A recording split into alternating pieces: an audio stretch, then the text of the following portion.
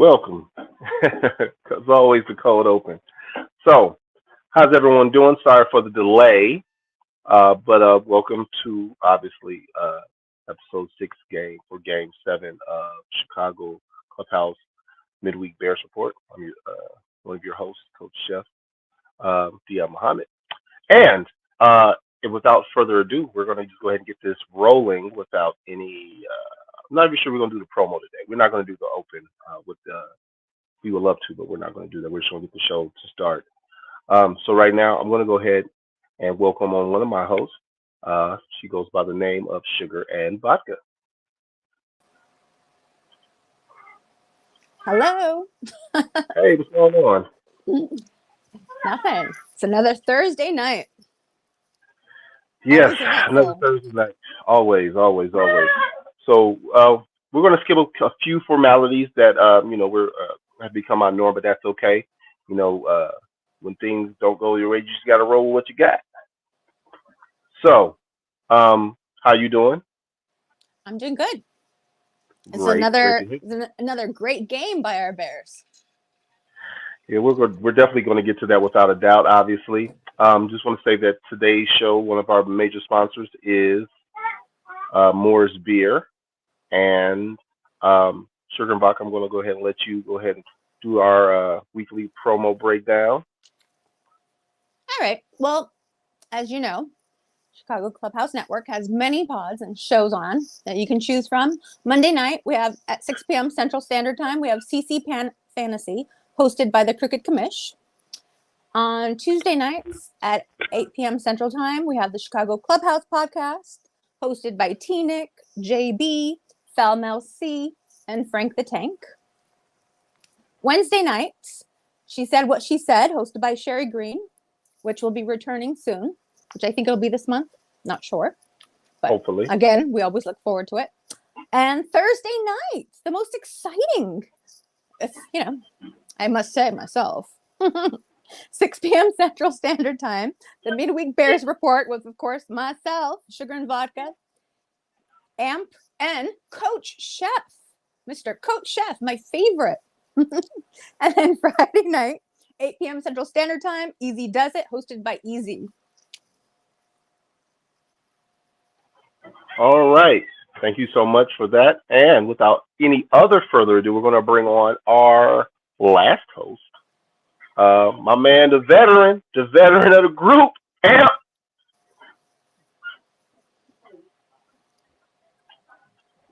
Hey. What's up, brother? How's it rolling? Hey, Amp. Good. Blessings. Hey, Sugar and Vodka. Hey, Coach Chef. How y'all doing today? Doing good. We doing, all right. First of all, I'd like to apologize to everybody listening. We had technical difficulties, so just bear with us. Just bear with us. We got it. We're still going to produce an outstanding show. Absolutely. Reviewing last week's game and previewing this week's game. So let's just get right into it. Also, don't forget to like and subscribe to this show as well as the channel. This show is, of course, the Midweek Bears Report. And don't forget to subscribe to the channel, which is Chicago Clubhouse Podcast Network channel on YouTube, Facebook, and Twitter. Preferably, we would like you all to come on to the YouTube version for the show so the algorithm works for those who are avid YouTubers. But we will take it any way we can get it. So, without further ado, let's jump on into let's talk about the Bears and Vikings game. Personal full disclosure, I had to watch it at work. I didn't have to, but I chose to. And then I told myself I was going to rewatch it, and I'm mad at myself because it's Thursday, and I had literally Monday, Tuesday, Wednesday to do it, and I have not done it yet. But at some point, I'm going to rewatch it, which will do me no purpose for this current show, but just you didn't miss anything. For my own personal nerve. I mean, I didn't, but I did. It's hard. It's hard when you cooking in the kitchen. I'm turning my back. I got the boombox speaker up so I can hear it, and I'm catching it and I'm missing it. I think the game came on at noon, so I had just got to work. I'm prepping for dinner. It was chaos, but I essentially watched out of 100% of the game. I probably got to focus on maybe like 85% of it. I missed some stuff, but obviously I got the gist of what was going on, plus the highlights after everything else. So let me go ahead and just jump in right in and just say, sugar and vodka. What do you how do you feel about how the game turned out? It was a mess. I guess the defense might have looked. No, it didn't really look any better. The offense was still a mess. Thank you, Getsy. With no accountability, of course. The offense was a mess after a mini bye week of 10 days off. Yeah, well, he said that he's seen the same shit in practice. So why was it allowed during the game? The bad snaps, the misreads, we thought that they were going to do this defense, but they decided to go with this defense. So they surprised us. That's not what he said. They gave us a defense that we've never seen before. Like, what? He's lying. What? He's horrible. What does that even mean? Oh God, he's such a bad interviewer. The Vikings blitz 66% of the time the entire season because they don't have a pass rush. And they blitzed the entire game. And Getsy had no plan. Okay.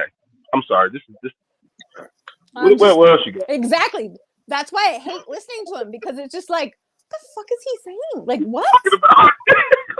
I'm just like, is he talking about the practice? Like maybe a couple of days ago and against each other? Or this wasn't against the Vikings he's talking about. A defense that he's never seen before. It's interesting. That sounds like and then, of course, the second half adjustments or lack thereof.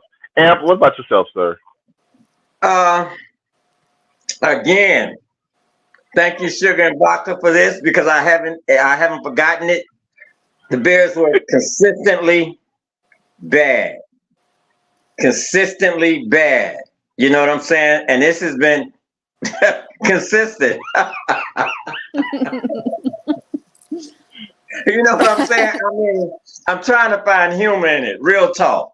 I'm trying to find humor in it, and it's just like Coach Chef said. I don't know if you mentioned the press conference with Eva Puss talking about Tyson Bagent under center and feeling comfortable. You know what I'm saying? So he put Lucas Patrick under center and had the audacity to say that Lucas Patrick had more experience under center. Had more experience. So me being the Bears fan that I am, right? Of course I gotta look this up. So Lucas Patrick has at center has had 1,200 and some odd snaps. Check this out. Check this out.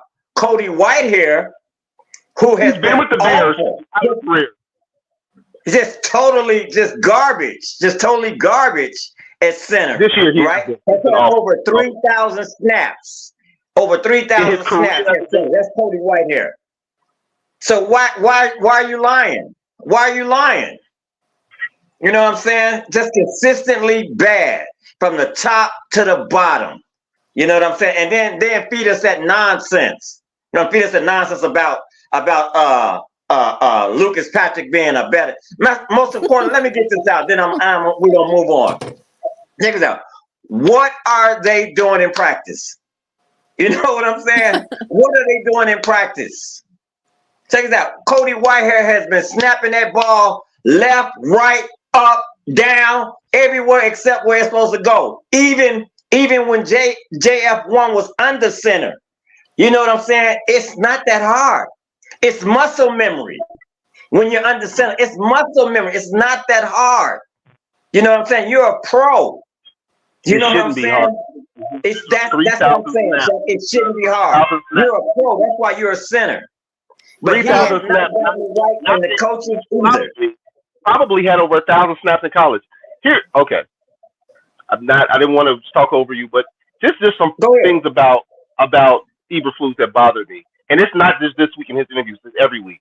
Okay, let's go back. Every week. Every fucking week. Let's go back 2 weeks ago regarding Chase Claypool. He said, well, we asked Chase, did he want to stay for the game? And he was like, no, I'm going to stay home. Then the press secretary or PR person for the Bears had to come on after and was like, no, we told him to stay home. So, like, why are you, bro, you're not a fucking you're not, this isn't the Cold War, fam. Like, what do you keep the secrets from? Just say what it is. Right. He talked about that. The injury, he's cryptic, like, but he's not even, like, good at being cryptic. He's bad at his cryptology. Despite what he's saying. He doesn't believe it because it's like, well, you know, just talking about the center Sunday, right? Talking about the center switch. He says that baloney about Lucas Patrick has more experience. That's factually inaccurate. Lucas Patrick didn't even have a combined 50 snaps last year as a Bear. That's my point. That's my point. So what are you talking about here? All you had to say was like, his two favorite words is "it is." Well, it is what it is. Well, bro, I can't. But hey, you know what that means? All it is right now. You don't have to throw your players under the bus to say we saw some things in Cody Whitehair and things just weren't going well, so we decided to make a switch. That's not throwing your player under the bus. If he's trying to be the coach that's like, I'm not going to throw my players under the bus, you can do that without sounding like an idiot to the media. You know what, Chef? I don't think it's so much as him being afraid of throwing his players under the bus. I think he just doesn't get it, man. You know what I'm saying? We have the wrong coach. He just doesn't get it. And right now, he's hanging on by a thread. So, like, we may get anything out of a press conference now. You know what I'm saying? After this game, I don't know whether we're gonna win or lose, but we may get anything out of his mouth now because he's hanging on by a thread and he knows it. Yes, I agree. So during yesterday's practice, Whitehair was the only one that did not take snaps. So. Say that again. That's true. Say that again, Sugar and Vodka. Yes, very true. Whitehair was the only one yesterday that did not take any snaps during practice. So why couldn't you? Okay, I mean, we're going to get to that kind of, but not really. That wasn't a segment, a part of it. But I did want to bring that up. That was news this week for the Bears. He didn't receive any snaps. So, but Lucas Patrick isn't the center. So why don't we give the guys that you signed, give your second year player who was on IR last year, Kramer, the young man who played with the Fighting Illini for his entire career. Give Kramer, Freeney, Dan Freeney. Yeah, like give those guys a shot. You don't have. I don't want to say you don't have anything to. Holy man, I don't want to say you don't have nothing to lose, but you have essentially 4 guys who have taken snaps. Well, 3, because Kramer's never taken a pro snap, in preseason he has, I think, but not in a game. You have 3 guys who have taken snaps in NFL regular season games. You have a guy who was a center essentially his entire college career and played it in a preseason. If you don't mind switching out your guards and rotating, what's wrong with switching your centers out for 3? It just doesn't make any sense. Those 2 guys have been they have not ineffective.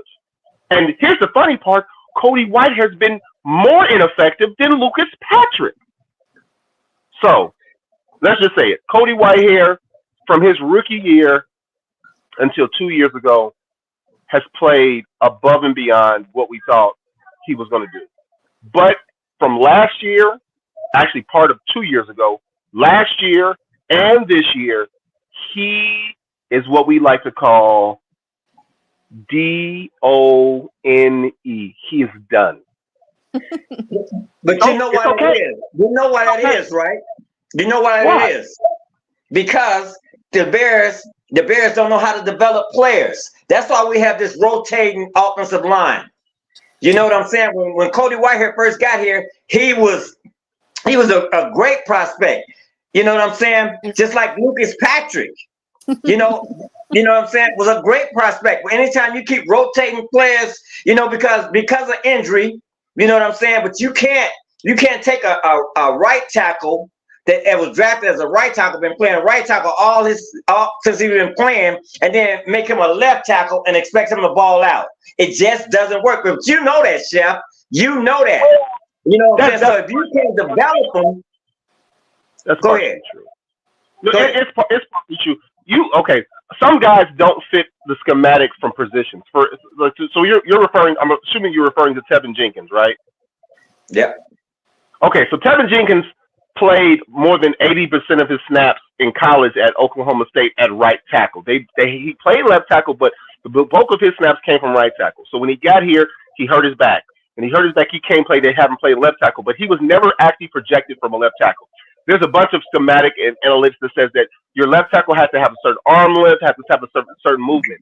A lot of guys at every level, from high school to college, from college to the pros, just because you play something doesn't mean that you're going to be efficient at that same position when you get to the next level. So there are a lot of guys who do. Trust me, every year there's a group of tackles who get moved into guard. Now centers are different circumstances. There are centers who get moved to guard, guards who have enough skill level and enough ability to be like Cody Whitehair. Cody Whitehair was a guy who was able to move in and out of the lineup. We had the Long kid, Howie Long's son. We had him on the bench. Cal Long. We had Cal Long was a guard, a tackle. We moved him to guard. He was successful. Then we moved him back to tackle. He wasn't as successful because he was a great athlete. He was okay, but he was more effective at guard. So there are some accuracies and inaccuracies. That's the point of practice, is understanding what guys are efficient in and not efficient. But at some point, some people are just done as players. And Cody Whitehair's time as a pro offensive lineman is over. He's weak at the point of attack.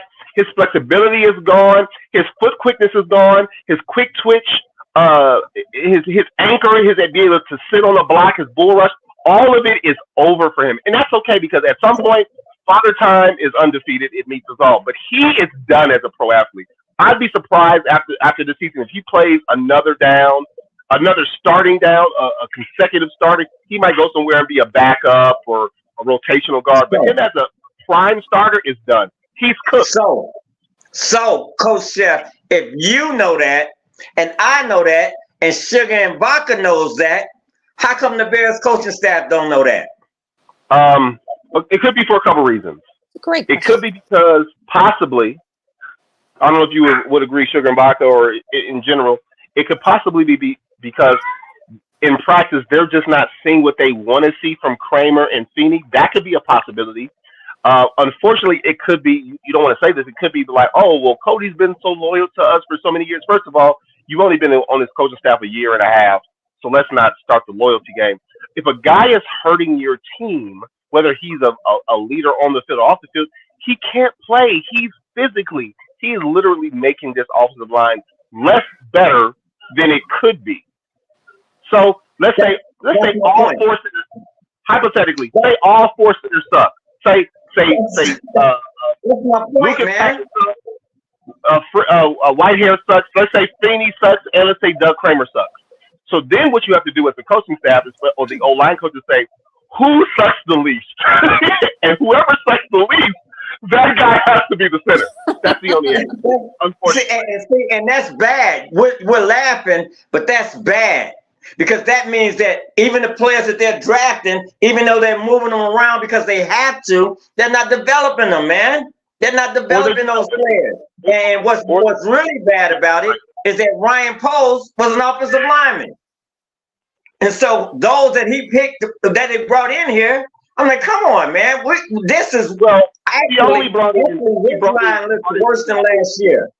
He brought in two guys. He drafted Kramer. He brought in Feeney, but you also have to remember that Feeney is a guy they got from the free agency. So all you're doing with free agent is you're just taking the best guy who's on the street. Doesn't mean he's the best. How that work out for him? Well, we don't know because he hasn't played. Hey, that's my point. We don't know. We don't know. Are you saying we don't need him? We don't need to see things? No. I'm not saying that. I'm saying we don't know how good he hasn't played. Only they know. All we can do as fans is we can watch tape from him playing with another team. But we've kind of circumvented ourselves to that. But we were let's go back to talk about bad interviews from Eberflus. One is bad. What else about it? So I was going to say, you said everything was bad. Both of you said everything was bad. Someone said Kramer played well in the preseason. He did play well in the preseason. Also, so did Jatari Carter. He's been playing a lot of guard. But let's go back a little bit to recapping the game. I think the Bears defense, regardless of what you want to say about Justin Jefferson not being there, it doesn't matter. They only allowed 19 points. In fact, they allowed less than 19 points because 2 of those scores were off of defensive turnovers.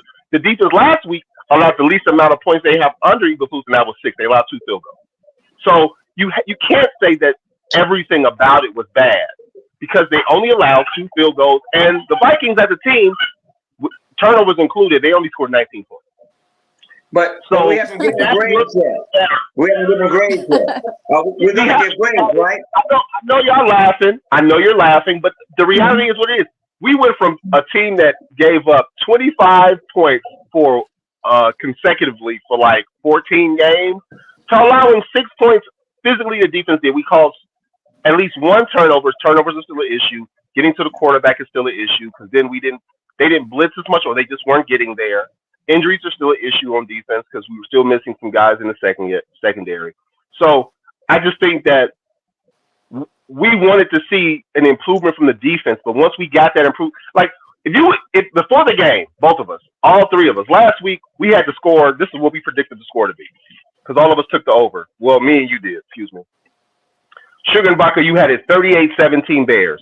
Amp, you had it 27-24 Bears, and I had it 27-21 Bears. All of us. Only one of us had the Vikings scoring less than 19 points. If I had the key to the future and I would just told you on last Thursday, Friday, Saturday, or Sunday at 11:45 before the game started, if I told you all that the Vikings were only scoring 19 points, wouldn't you feel like you were going to win that game as a Bears fan? Hey guys, I've got an inside tip. I can't tell you how much the Bears are going to score, but the Vikings are only going to score 19 points. What would you be thinking in your head, Sugar and Vodka? If you knew without a shadow of doubt, the max points that the Vikings were going to score. I'll be right back. No problem. I'll be right back. Yeah, just mute. No problem. Just mute. I was going to say, he got to mute this thing. But Sugar and Vodka. Yeah, just mute your cam. That's all. If I told you the Vikings were only going to score 19 points, how would you feel about that? I wouldn't have believed it, I guess. But, no, Justin Jefferson. If I told you they were only going to score 19, would you have feel confident about the Bears winning? 5. Yes, I was. I really. That's my point. If you told me that the Bears defense is going to shut them down, they're only going to allow actually 1 touchdown, and essentially, if you take away the fumble sack from Tyson Bagent, the defense gave up 13 points. 13 points, right? 2 field goals, a touchdown. I think they missed the extra. They missed the extra point. I think they missed the extra point, or we got blocked or something. The defense would only allow 12 points. Well, 13 plus the extra point or whatever. I forgot. But they allowed 1 touchdown and 2 field goals. You would have felt good about this game, right? We'll see if it's an improvement against. No, I'm asking you. Would you have felt good I can't say knowing that the defense? I didn't ask you that. I said, does it make you feel better if you knew that the defense would only allow 1 touchdown and 2 field goals in the game? Wouldn't that make you feel better based on what the defense has shown us the past year and a half? Yeah, I would have felt better if we would have won, but that's not what I asked you. If you didn't know about the Bears' offense, only the defense. The defense was only going to give up a touchdown and 2 field goals. How would you have felt about that? If you completely erase the offense and everything else that happened, and it was just that's defense, what I'm asking you. And I was just watching, it was okay. It was I guess I would give it a C. I didn't even ask for a grade. Why can't you answer my question, woman? Did you? Are we giving out grades already? No, not yet. Because I'm not happy. I understand that, but I'm trying to get you all to see a certain aspect. If someone agree with you, but I'm not agreeing. It's not agreeing. I'm not agreeing. I'm asking your opinion. If you knew that the Vikings would only score 1 touchdown and 2 field goals, essentially 13 points or whatever, you would have felt good as a Bears fan, like, oh, I think we can score more than that as an offense. That's what I'm saying. I would have thought yes, but I thought we You were would've going to thought that. score more. So I'm just the defense by itself. Just the defense giving up touchdown, which they shouldn't have gave. Well, I can't go say shouldn't have gave up. Well, actually, I like the way the defense played. Actually, you know what I'm saying? I like the way they played. They played a lot better. As a whole, we still didn't get the sack production or the rushing, but we caused the fumble. I mean, we caused the interception. I like the way they played. If you I know it's a hypothetical. So before the half, it's 3rd and 1. This is yes, Justin Fields throws this interception, but let's look at the play call. It's 3rd and 1, and you know what Gessie calls on the 3rd and 1? He calls a hitch and go on 3rd and 1. The hitch and go takes time. It takes time. Your quarterback gets hit because he has to wait, pump it, and then wait to release it. He gets hit while attempting to throw the ball, throws an interception. They go down and get a touchdown before the half. You know, that wasn't the problem. The problem was that Minnesota was in cover 0. They had 60 tackles up top. They had the linebackers up close. They had the corners up close, and they had the 2 safeties. Now it's on JF1 to figure this out because evidently the coaches ain't told them, you know, that they haven't practiced against that. You know what I'm saying? So either and what they did, this is what was messed up about it.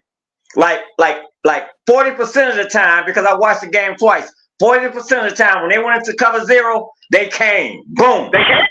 And people was missing the opposite. Well, what he said about it was, well, he read the first part correct, but he was supposed to go right, and he just didn't get that part. But that's what we're going to work on and make those adjustments. But he did good because he read the first part right. He just didn't go right when he needed to make that play. That wasn't it. So when Justin sees a cover 0 on any quarterback, you're right. Like you literally have the entire defense standing in front of you, right? Yeah. So your offensive lineman, your tight end, Stiffy. I'm using foul mouth name for him. I'm talking about your boy, tight end, the running back Evans, who everybody was bragging about, talking about he had a great game. You know what I'm saying? Stiffy missed block on that cover 0. Stiffy missed a big block. Evans missed a huge block, and yet, but most importantly, JF1 didn't throw a slant. That's what you do. That's how you counter cover 0 quickly. You're right. You would. Typically, you would. Yes, you would throw the slant. I also would blame the play calling. You can't tell me as a coaching staff you didn't know this team blitzed 66% of the time, and you didn't have the protection or the play calls that would beat a blitz. That's not the quarterback. That's play calling. Yes, Justin did exactly what he did 3 games ago. He held the ball too damn long. Yes, he went 7 for 10. He only had 4 incompletions, but at least 2 of the incompletions were because he held the ball too long, and then of course he gets hit because he holds the ball too long. The interception on the stop and go is not Justin's fault. That's play calling. He was shook. And then the second half, you still don't make adjustments like the Bears, bro. I can't reiterate how bad the Bears coaching staff is when it comes to the second half of football. Sure you can. It's just 100% trust. Our top 2 running backs are out. We have a guy who has played his career as a backup in Foreman, and we've got a guy we got from a practice squad who played with us last year who played okay. He played solid. It's a reason why he's a free agent practice squad guy. He's going to miss some things, but he's a solid running back. They played well, and then you just don't run the ball when you need to run the ball. Like, what? It's not, you know what? It's not. Hey, Sugar and Baka, do you have a thought on that before I go in? I'll let you on what Coach Chef just said. I'll let you go. You agree?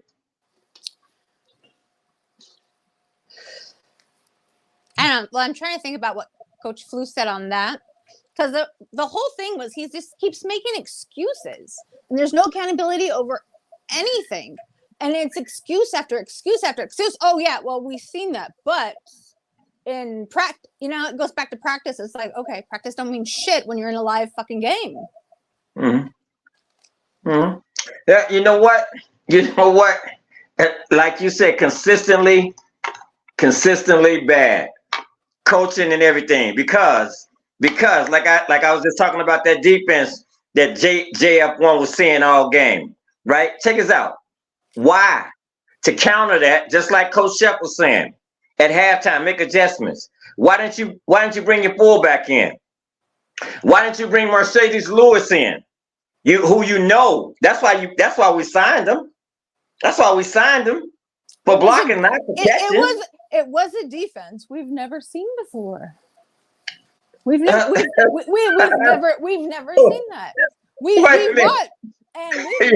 They played a defense that we've never seen before. Oh my. Oh my. Okay. You know what? And you know what? That's what I was hoping he wouldn't say at the podium. They played a better defense. They played a defense that no team has ever played before in the history of football. Yeah. We thought they ran cover 3. Yeah. We thought they ran cover 3. All their games they played cover 3, and all of a sudden they came out and they had 9 guys on the field, and we had no idea what to do. I've never played against 9 guys. We didn't know they were going to come out short-handed and with a bunch of midgets. No, we had no. And then we didn't know how to plan for midgets, so we didn't know what to do. We didn't know how to adjust a bunch of 4'5" people out there on the football field. Yeah, he does. Oh God. All right. Yeah. Let's just all right. Let's go ahead and let's get these grades on so we can move on to our next segment. Sugar and vodka. Offense, defense, and coaching. Coaching. A Z at the bottom, way below the F. Defense, like I said, I'll give them a C, which is better than the F that they usually get. Offense, I don't know. I guess a D plus. E for effort. I'm not sure. D plus. And what you got? You grade the offense, the defense. I got an F for the offense. You always why do you always have a F for everything? Everything with you is an F. They scored 40 points for Washington. I think, didn't you give them like a C minus? Right. Hey, you know this is beyond that. This is beyond that, Coach Chef. This is beyond that because this connects the F for the offense is connected to the coaching because that's where I'm going next. That's the next F. That's the next F. And I'm giving the defense a B. I'm giving them a B. Look at you. Look at you with perspective. That's a big improvement. Look at me what? They play good. They held it. They played good. What? They play well. They played really well. I thought they played really well as a whole. First and second half. Because even in the second half, the Vikings didn't score in the second half. Right. That's my point. Right. Okay, so I give the offense. They ran the ball, so I'll give them a C minus. I'll give the defense. I'll give them a B. You know what? They got it. I think they got 1 turnover. How many sacks? Let me double check how many sacks they got real fast. They got 2 sacks. You know what? 2 sacks. 2 sacks based off of 5, and then the previous 3. They 6 games. For the first 4 games, we had 2.5 sacks. So I want to give them the B plus. That should have been a fumble recovery. It should have been overturned because there was not enough. I don't think there was enough pure evidence that it wasn't recovered. So I'll give the defense a B plus. Man, that's what they said. That's not what I said. They called it a fumble and a recovery. So that means you have to prove that it's not enough evidence to overturn it. Right. So I'll give the defense a B plus. Man, coaching just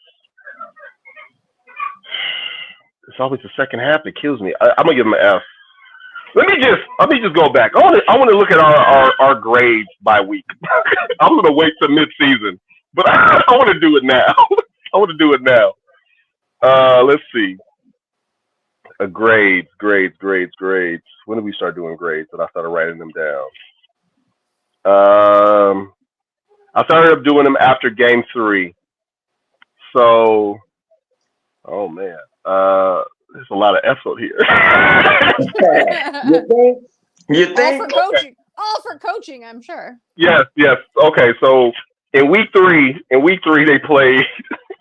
they played. Oh crap. Where's my notes at for that? They played the Chiefs. I gave everything about Amp. Crap. Okay, here we go. Amp gave everybody an F. Sugar and Vodka gave the coaching an F, the offense a D-, and the defense an E for effort. And then I gave the coaching an F. I gave the offense an F+, and I gave the defense a D. Game 4 versus the Broncos. Yo, Sugar and Vodka, you love them Z's, girl. I swear. You gave the offense a B-, you gave the defense a D-, you gave the coaching a Z. Amp gave offense a C, the defense a D, the coaching an F. I gave the offense a B, the defense a C, and I gave the coaching a D-. Thank you. That was great. And then that's the game 5 versus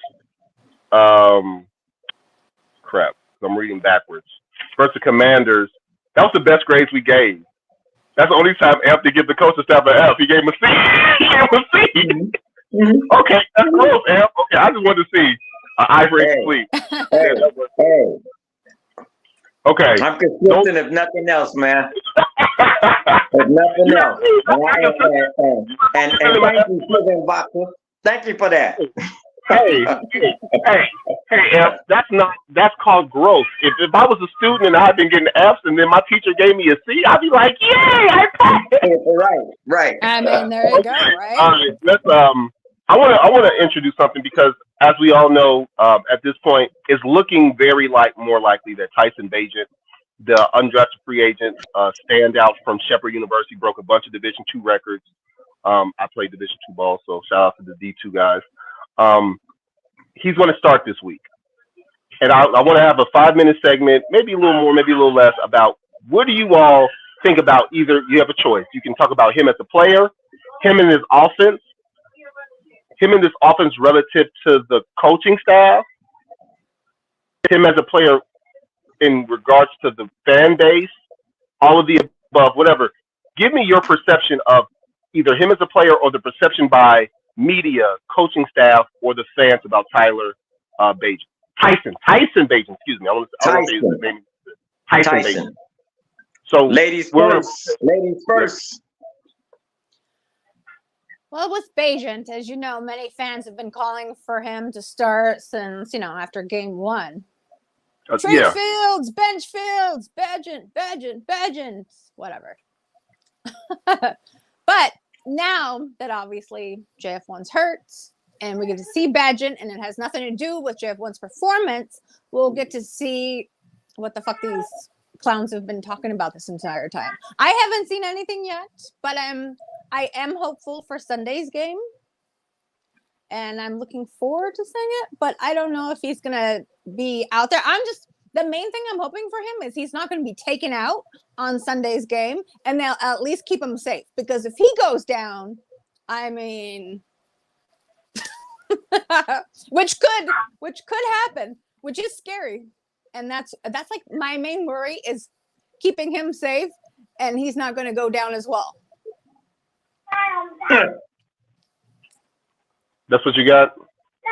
Yeah. How good he plays, I don't know. I have to watch. I don't really have any expectations or to say, well, he should do this and this and this. I don't really have. I'm excited to watch on Sunday's game from start to finish and see what happens. But again, the main thing is that he's going to get taken out and then we'll be royally fucked. Big that. Royally. Okay. Yeah. All right. What you got? Thank you. That was, you know what? That was very nice of you. Hey, it's all we got right now. So, you know what I mean? There you go. What's next, Nathan Peterman? He's like the drinking game every time we cut and sign him. McSorley missed. McSorley. Is that a reference to the old Penn State quarterback? Whoever made that comment, boy, you. So, go ahead, Ab. What are your perspectives of Tyson State in general? First of all, I want to preface it. Can you hear me? Yeah, go ahead. First of all, I want to preface it by saying, anytime you see your backup quarterback under the center starting, you're in trouble. That's any team. That's not just the Bears. That's any team. You know what I'm saying? So, and always the backup is always the one that everybody roots for. Everybody want to see him. You know what I'm saying? Not taking in consideration, like if he on that field, like we're in trouble in reality. But anyway, as far as him as a player, I don't know. He's a backup. He's a backup. Do you know what I'm saying? He's a backup that played decent in preseason. He's a backup, man. You know what I'm saying? So that's what I expect to see. I expect to see backup tendencies. I expect short arms, quick throws, short throws, overthrows, interceptions, a lot of confusion. I mean, check this out. If they didn't show JF1 what a cover zero is and how to counteract that, you think Tyson Bagent is gonna pick that up? Do you not think that the Raiders are not gonna send the house and you expect this kid to pick it up when JF won? So is it coaching? Is it coaching or is it skill set? You know, I don't know first of all, I don't even want to see him, especially with our offensive line. I don't want to see him under who's center this week. It's rotating. Who is it? Somebody tell me, who's our center this week? Is it Patrick? Is it Whitehair? Yeah. And then you put a rookie. Then you put a rookie in there. I mean, but we have to, because our starter got hurt. But I'm not expecting much. Actually, yeah, I'll just leave it like that. And it starts with coaching. It's on you, Coach Jeff. All right. Since I'm the neighborhood, I'm the show gas bag. I have a very opinion about a lot of things, and I take a deep thought. Like football is a pure love for me, has been for a very long time. Somebody in the comments said something about fixing my mic. Does anyone have a problem hearing me? Am I too echoey? Am I too loud? No, I can hear. Yes, no. I can hear you. Okay, Bellissimo.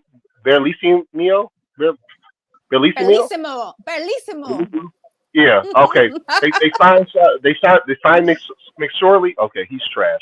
Let's just get that. You know, McSorley played for the Ravens, and the Ravens fans for a time wanted him to start over Lamar Jackson, MVP. So I don't trust fan bases and their opinions typically as a mass. Also, I think it's generated through prejudice. But I'll keep going with that. This is what I think. This is my opinion on Tyson Bagent. I think he's a nice young man. We say that all the time. He's nice. I think he's a guy who's made to this level because of work ethic and his ability. He set a bunch of records at D2. I just want to remind people that there's not a slew of Division II quarterbacks playing in the NFL. There just isn't. In fact, if anyone would like to tell me the last significant Division II quarterback who got snaps, or the last Division II quarterback who played in the Super Bowl or won Super Bowl, that guy's name is Phil Simms. That's how often it happens. So let's be realistic.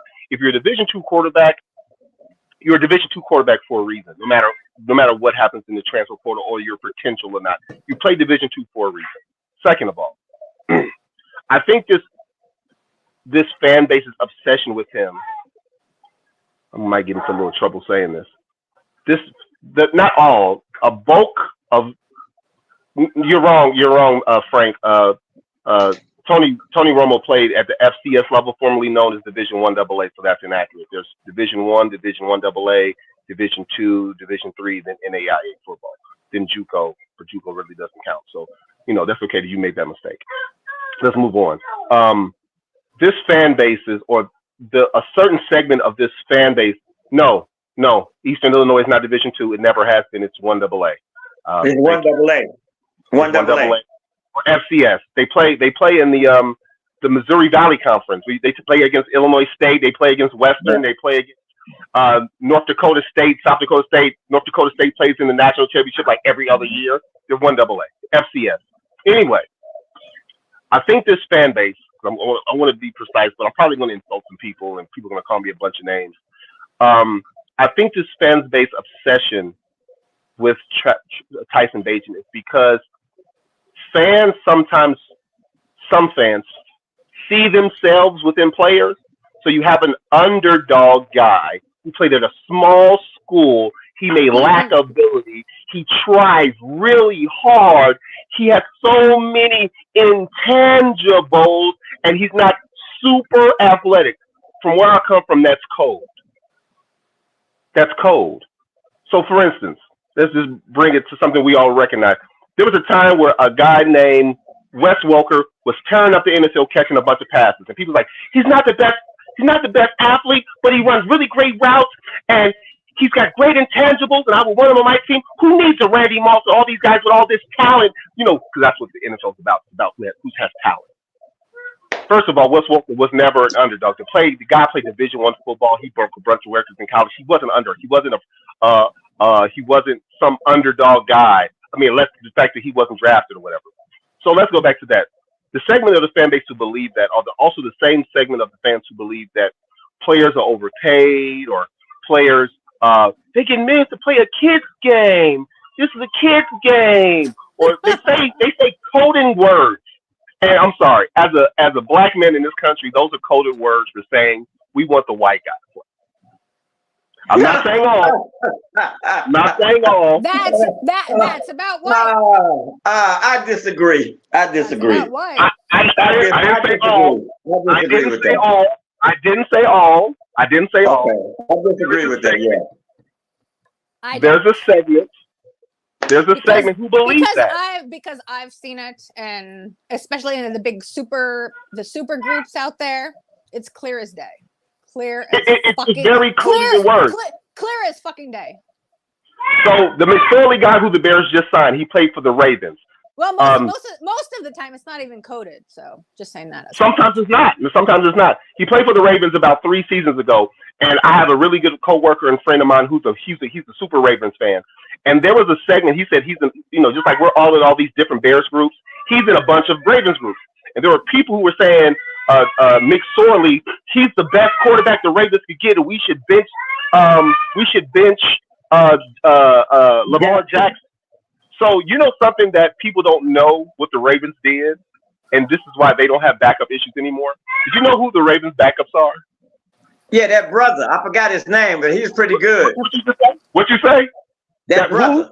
That brother. So if you're a starting black quarterback in this league, and your backups are all black, the fan base is not going to care about the backup quarterback as much. Really? Hey, but you know what? I forgot his name, but that brother is good.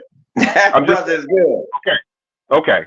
Now, that's what I think some segment of the fan base believes, because he's the underdog and he's the try-hard guy, and he's just like me. First of all, if he was just like you would have played in the NFL. You would have set records at D2. You didn't. You're not. Stop thinking that athletes represent you.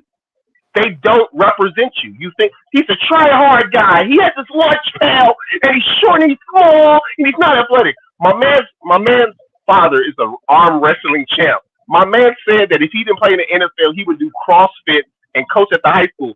He's an athlete. He's a legit athlete. He's a supreme athlete because he made it to this level. You think he speaks for you. He's not. The guy who speaks for you is the 5'9". I will say, though, I have never heard it explained as you just did. It's pretty cut and dry out there, I will say. You sugar-coated it and did it really nicely. But mainly, I've seen the vodka side of it. I've seen it different work. Now there are some guys who just think that Justin Fields is just not good enough, and we have to give other guys a try. But I didn't hear this last year. I didn't hear it last year with Justin Fields about giving Justin Peterman a try or whoever else was the quarterback. No, it was all about him. It didn't matter I did. Really? And that's the segment. Like, what about Justin that not people like? Is he too athletic? Is he too strong? He holds the ball. He throws the ball too deep. He's too athletic. Okay, that's what I think. That's what I think from some segment of the fan base. And what happens is with that segment of the fan base, it jades my vision because I'm like, nah, that kid ain't worth starting in the NFL. That kid's a D2 kid. He deserves to be where he's at. But in retrospect, for me saying, you know what, I still want the Bears to be successful. But my fear is, say the kid comes out, say the Bears win a slobber knocker, 17-13, 17-15, 17-14, and say he doesn't light the world up. Say he plays okay. Say he goes. A slobber what? I know where you're going with this. Coach Jeff. Go ahead. Say he doesn't play well. I just want to hear you say it again. Say he throws for say he goes 12 for 23. He throws like a handful of really good passes. They win a close game. Say the Bears run the ball really good, and the Bears cause a couple turnovers. But he plays okay. He doesn't play lights out, but he doesn't lose the game. He doesn't win the game. We just win as a team, a whole team effort type thing. You're going to hear those echoes like, well, look what we were right. We were right. See that Tyson kid? Oh, my God, he's amazing. He's like Moses Marino back in 1995. Yeah. Those who don't know about that name. Hey, don't get me started. So now you want a quarterback controversy. The fans do. They want a quarterback controversy. And the longer Justin, I heard a fan say on one of those things that Justin was, he didn't call him a coward. He called him gutless. He said, Justin's gutless. He just won't throw the ball. I always ask those people, have you played quarterback at any level? Do you know what it's like to be back there when the world is raining down on you and you got to make passes? Or were you just some guy who sat on the bench who hoped he was getting his next try? Like, those guys bother me so much. And no, I didn't play at the Division I level, but I played and seen enough football to where I'd be like, there's a reason why people with athleticism play. And yes, you're going to get a guy who's not as athletic. Also, and this is my last thing, I know I'm kind of ranting on. I knew I would do this about him. I thought it was really integral to dive into this since he's going to start. I believe there's 90% chance he's going to start. This is what I think the problem is with the coaching staff. I think the problem with the coaching staff would be this week. What if Luke Getsy, based on the offense he wants to run, prefers a guy like Tyson Bagent? You know what? What he prefers a guy because everyone's saying his mechanics are great. First of all, what do you know about quarterback? Every time somebody says his mechanics are amazing, what the fuck do you know about quarterbacks' mechanics? Let me answer that. How many quarterbacks have you coached? How many quarterbacks have you fans coached? Have you coached your kids? Do you coach Pop Warner? Do you coach high school? What do you know about? What the fuck do you know about quarterbacks? Let me answer that, Jeff. About quarterback footwork? Mm-hmm. Let me answer that for you. Go ahead. Let me answer that for you. That's not gonna happen. That's not gonna happen. Not with these coaches. that is not gonna happen, man. They're incompetent. They are incompetent. But what? Okay, I agree to an extent. But let's just say Getsy, who played Division I football, Getsy who played at the University of Akron and the MAC conference, which is a mid-major school. What if Getsy, deep in his soul, also a guy who in 2012 coached at a Division II school called IUPUI, played against Shepherd, in that Division II. What if in his soul he's like, that kid reminds me of me. That's why I like him. Getsy's like he's just like I was. He's the underdog, and we're gonna call all these crossing routes and these curl routes, and he's gonna hit them in zone, and we're just gonna bang on the fact. Now, say he has a breakout game. Say he doesn't throw the ball over 10, 20, 30 yards. He's dumping it off, but the receivers are DJ Moore is amazing after the catch. Say he has a breakout game. They're all gonna contribute that back to Tyson's our man. They're gonna stand up proud. Tyson's our man. Tyson Bagent for president, mayor of Chicago. I just think that this is a weird slippery slope. And what I want to do as a Bears fan, I want him to win, and I want him to play well. But I don't want to be a fan because I'm repelling against other fans. I don't want him to fail just for me to say, I told y'all he was a goddamn D2 quarterback and he wasn't ready for this league. I don't want to do that. So I had to check myself about a day or two ago. I want him to be successful. I want the Bears to still win. But by no means do I think he's the future of the Bears, and by no means do I think he's a better NFL quarterback than Justin Fields. I'm sorry, guys. And as bad as the fucking coaching is, I don't think they'd be like, oh, what? He reminds me of me. No. You'd be surprised. You would be surprised. As soon as we're ready to move on with this, though, I have something to bring up to you, Coach Chef. Yes, ma'am. That I have a question about. That has nothing to do with that. Well, you said about, Dick Butkus and that, these players, they didn't know who he was and who they were playing for, and they didn't know anything. And Edmonds came out and he was like, I had a great talk with him and talking about everything in the football and being a true Bear, and it was great conversation. So what, do you take that back now, or do you still stand by the and that they're going to be, wearing his number all through the season and pushing it through and doing a tribute the entire season, on the field, on their jerseys? Do you still stand by, I don't think they know who he is? No, in regards to Dick Butkus, no, I don't think you can be a part of the Bears team without knowing some form of history. I think it's integral that the franchise. You said that though. Hey, great question, Sugar and Vodka. But you did say that, Coach Jeff. You said that.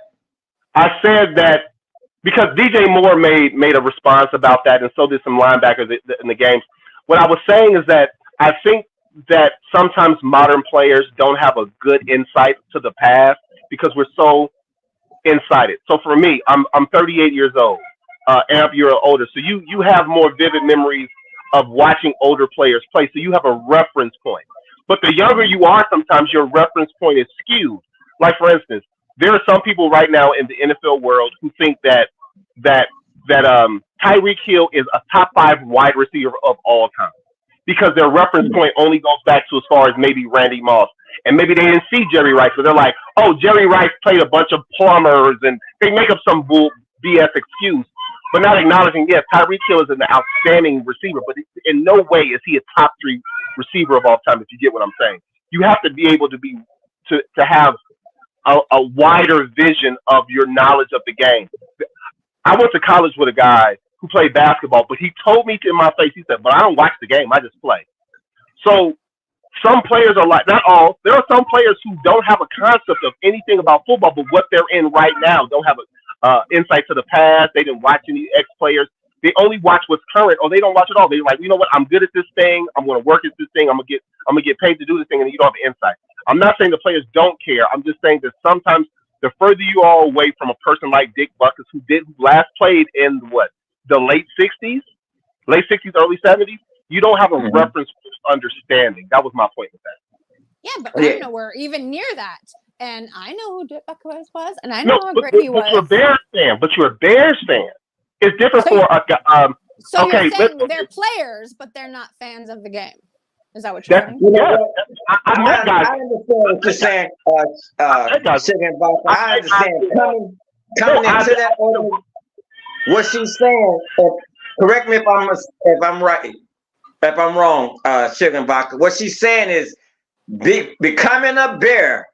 You should know Dick Butkus, Gale Sayers, Walter Payton, Piccolo, whether you've seen him or not, Brian Piccolo, Mike Singletary, you know what I'm saying? Richard Dent, you should know these players. You know what I mean? Just becoming a Bear. And like most players do, when they're drafted to teams, they go back and they study that team. And so when they come in, they know, just like the linebackers for the Bears now, Edwards and Edmonds, they know the history of Chicago Bears linebackers. That's because they watch film, and actually one of them is from Illinois. I'm not disagreeing with you. What I'm saying is that you get a lot of guys who are not from the Midwest.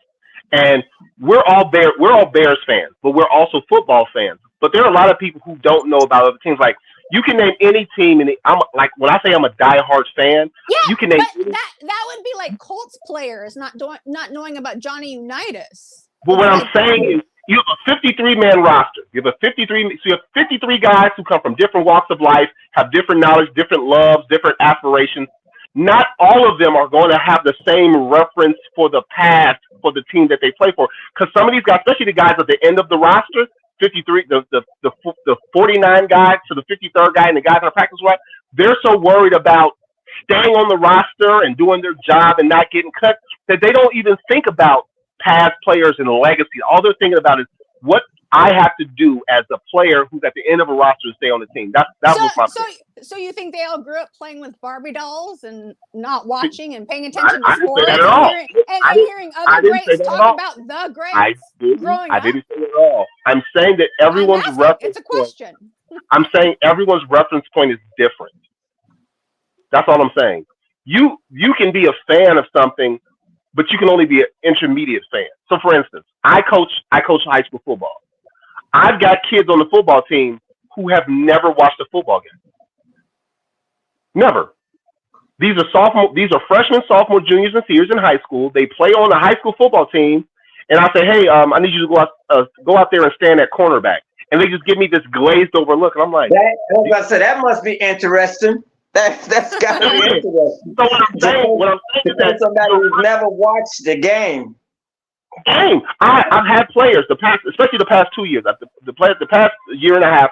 I've had players who have zero concept of what football is. They just know, because you think about it. We live in a TikTok era. The past 5 years, especially, it's very highlight driven. They say that less and less people between the ages of 18 to 25. But you're talking about high school players that aren't gonna go to the players that football is life. Football is life. And they will know everything because they want to know everything. They want to educate themselves. They want to know, and they want to watch the game because that is their life.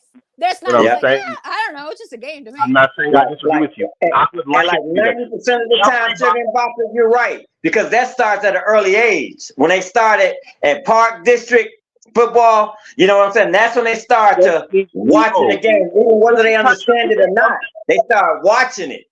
You know what I'm saying? So what Sugar and Baka is saying is, as professionals, you know what I'm saying? You should know. You should know what organization you're coming into and what it means. I can contribute like this. You say what you should know coming to an organization playing in this sport as a professional. Mm-hmm. My profession is I'm a cook. Sugar and Baka, what is your profession? What do you do for a living, if you don't mind me asking? Accounting. Okay. I'm an accounting specialist. Fun shit. Accounting specialist. Mm-hmm. So you're telling me you've never met an accountant? No, that's different. That's different because accountants, you can't not be good at numbers and be an accountant. That's impossible. It's impossible. Okay. As a cook, I've met cooks who don't know how to properly hold a knife. I've met cooks who don't know how to properly season things. I've met cooks who don't have a reference to do basic things. Well, how did you get into cooking? My mom and dad, I needed a job and I was the server and they needed some help, so I started cooking them. Well, do you know any of these techniques or anything like this? Which again goes back to them being I'm mediocre. Just good at what I do and I do what I do. You're just like, I'm just trying to make money. Just because you do something doesn't mean you understand something. Yeah, but they're saying, but you just said it. You answered that question yourself. It's not my passion. My parents. But just because you're good at something doesn't mean it's a passion. So you're telling me there's over 1,600 players in the NFL. You telling me all of them have a passion for football? Some people are just really good. Yes. Some people are so good at something. There are some people that are so good at something that they just say, you know what? I'm good at this thing. Okay, I'm going to bring up Devontae as an example. Devontae Adams is an amazing Hall of Fame caliber wide receiver. If I told you that Devontae Adams, if he could choose whether he played in the NFL or the NBA, do you think he would pick the NFL? Absolutely. Absolutely. But I'm also hoping that he has a horrible game because he's complaining about not being used. He's like, why am I? But he's saying, but he's even here. He's like, why am I even here? So if he didn't care to play, why would he say? Just because you're good at something doesn't mean you know the past. You could be amazing. You could have great work ethic as a football player. You could try your hardest and know. You know what? I didn't even think about playing football, but hey, I started playing football in like 8th grade or high school my freshman year, and I was really good at it. that just because you're really good at something and you work to be good at it and it takes you to these different levels doesn't mean you know and acknowledge the past or you have a reference point. There are some players who are so good at football, but if they could go back in their lives, they would probably prefer to be in another sport because they love that sport more. Once you get to the professions, it is a profession. You've never worked a job where you were just like, I'm just going to collect a check. It's a job. Right. That's my only point. I'm not saying that what my point is that not every single NFL player. Well, and if you're great enough, and again, if it's your passion, you can still go back, just like Michael Jordan playing for my White Sox. But he came from a baseball point of view. Or players who I've met, like for instance, LeBron James played high school football, so he loves football. Dwayne Wade played high school football up until his senior year. Those guys have a track record. Of course, we're talking about a slightly different generation. My only point was saying the referencing to the past and the future was that not everyone sees it the same. I played with guys who once we get off the practice field, they didn't do nothing relative to football. Like, I played football video games in high school and college. I've been breaking down pro football games since I was in high school. I did it in college as for pro games. I used to scout the draft. I'm a football geek. Like, I've been breaking down the NFL draft since 1998 before I was in high school, before internet was a thing. But there are some guys who I play with who, if you try to talk about football with them, not on the football field, they'd be like, hey man, we done with that. I want to do something else. I'm into this other thing. I'm into music. I'm into this. I'm into that. That's my only point, if you get what I'm saying. Okay.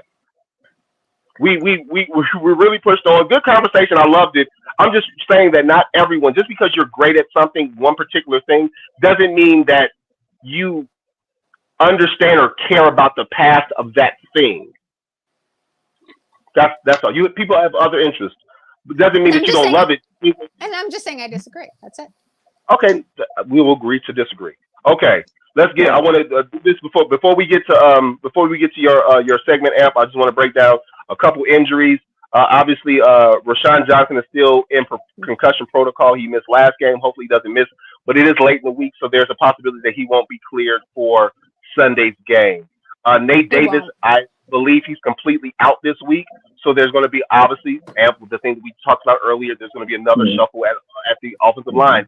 I've seen projections to where there's, I've seen projections, not from the team, but I've seen online projections where people project that they may move Tevin Jenkins back to right guard. They move Tyree Carter to left guard. That's what I heard. Yeah, I heard that. Larry Bourne's going to stay at, Larry Bourne may stay at left tackle, but Wright, the rookie, he may not play. He might be out this week. He is out. They downgraded him today. He's not playing.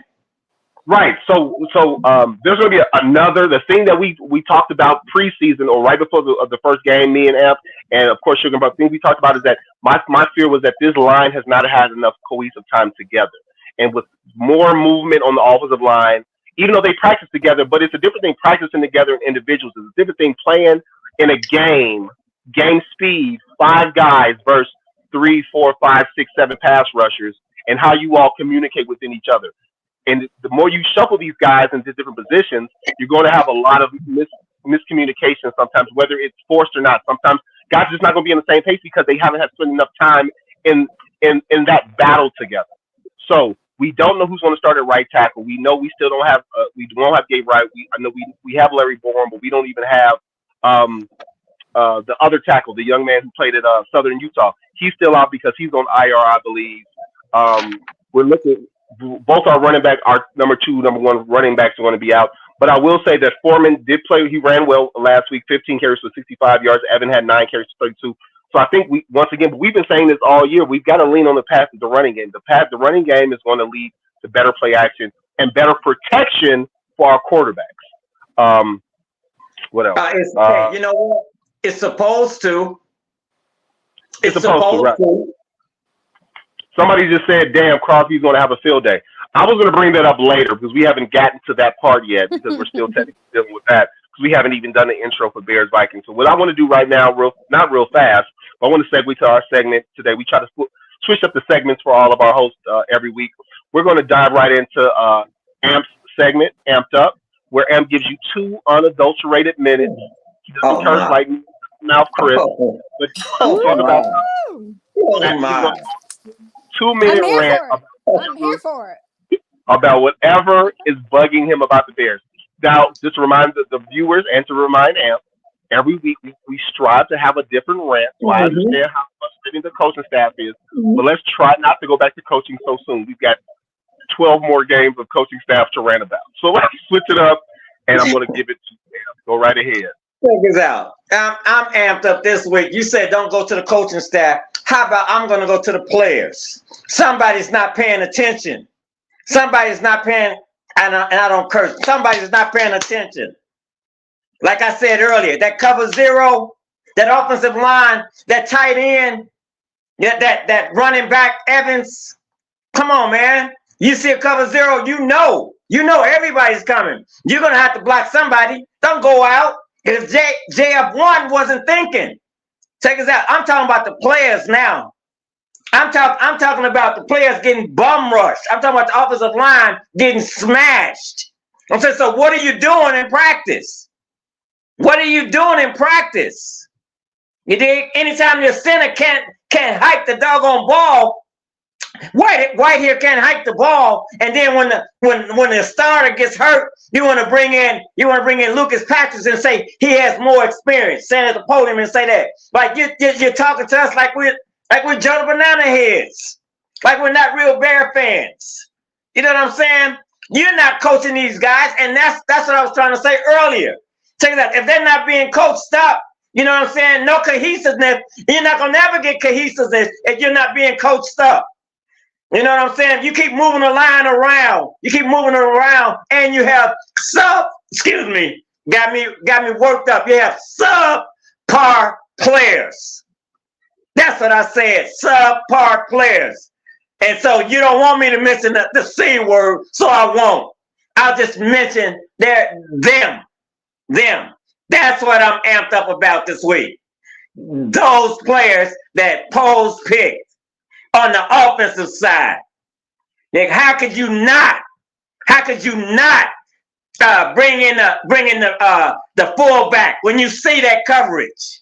How could you not bring in the tight end when you see them in that coverage? And they in it 60% of the time. Come on, how could you not pick up that DN? How could you not? Because you were scared.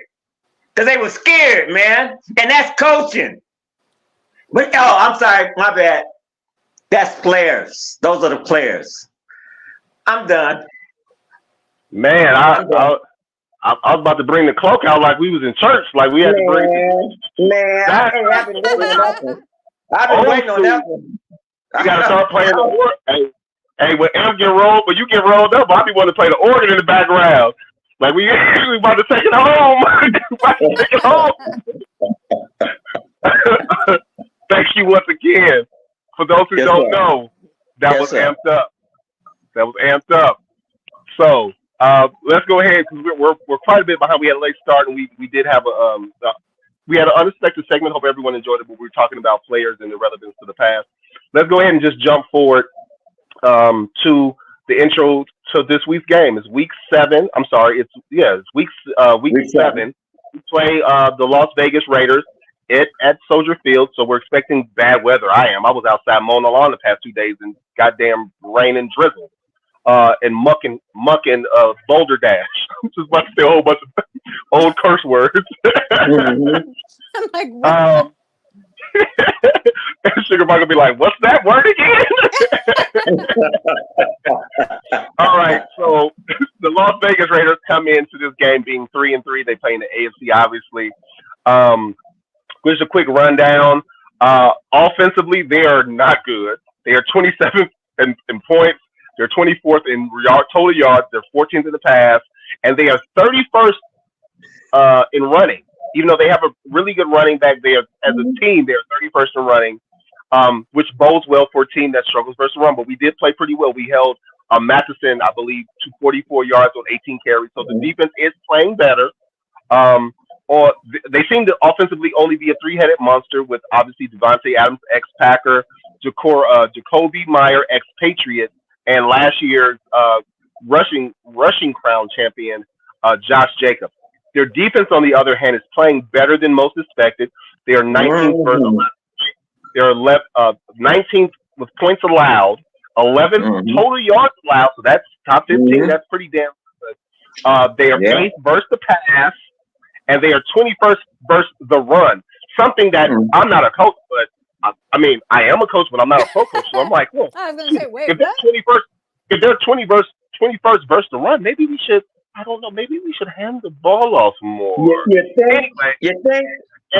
Now, their defense doesn't have a whole lot of showstoppers or all-stars, but they have one guy who I am terrified of because that dude is a man-child, and his name is Max Crosby. That guy is everywhere all the time. He has 5.5 sacks this year. He past 2 games, he's been wreaking havoc on Jordan Love, and this past week versus the Patriots.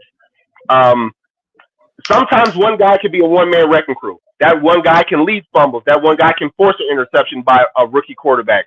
So I'm not a pro coach, but all I know is that wherever that guy is, the O-line, the running back, and the quarterback should know where the hell he is. That's just common sense as a football person. I want to know who their best player is every play. I need to find that guy. I know you got as a quarterback, you got to tell where the mic is for protection. But I need to know where Max Crosby is. Not that I'm scared or paranoid, but I need to know that he moves around. He's not at all times. Exactly. You know what I think, Seth?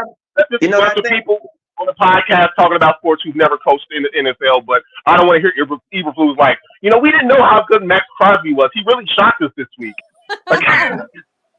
You know what I think? You know what I think? Exactly what he would say. Real quick. You know what I think? I said this a couple of weeks ago. You know what my team is, right? You know what my team is? My team is the team that get other teams off the snide. For those that don't know what the snide is, that means when you're struggling and you play the Bears this year, that's how you get your win. Yeah. So, and I'm diehard. Always to the win, lose, or tie. I'm just keeping it 100. I got you. That's what our team is. But go ahead. So coming in, just breaking down. I mean, that was my mini breakdown of the Bears. I mean, of the Raiders' offense and defense. A team that people are not saying is very good. They played in a very tough division against the Chiefs, the Broncos, and San Diego. But they are 3-3. You are what your record is. Warren Smith won't run the ball. Coach Chef basically because Getsy is an idiot. Screen pass. Yeah, I bet. You know what? Tyson Bagent threw a lot of screen passes in the preseason just as a small segment of something that's hilarious. What do you all? I don't want to get your expectations yet, but what about the breakdown for this team has you concerned? Not the Bears. What about the Raiders? Has you concerned that the Bears can't win this game from the Raiders standpoint, whether it be offensive weapons, defensive weapons, or coaching staff? Ladies first. It's the battle of the backups. So we're gonna see. I don't know if Hoyer's playing or their other backup. So the rookie, they have a rookie. They have a rookie player, Brian Hoyer. Yep. What's more worrisome is Devontae Smith saying, "Well, I'm not getting time. I'm not getting time. I'm not getting time." And are they going to use him more? And he's going to crush us this weekend? I don't know. I'm hoping not. And the big thing is Badgett going to be safe out there? Is the O-line going to be able to keep him safe and without being hurt? I'm worried for the kid. You know what I mean? It doesn't matter. It doesn't matter what I think about him. I'm like, don't get hurt. Be safe. Be safe.